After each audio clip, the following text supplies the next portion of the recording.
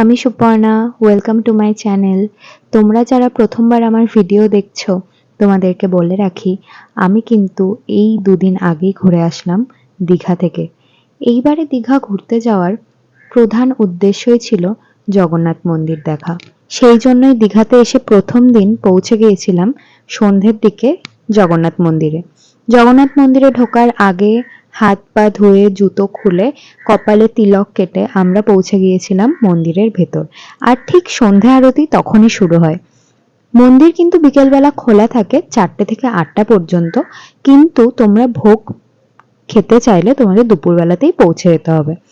যাই হোক, মন্দিরের ভেতরটা দেখো কতটা সুন্দর।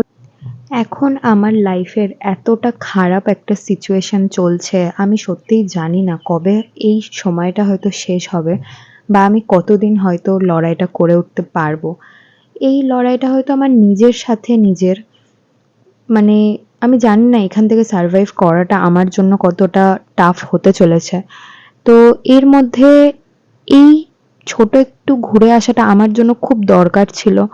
তার জন্যই বেশি না ভেবে কাছের মধ্যে একটা জায়গা থেকে ঘুরে আসলাম।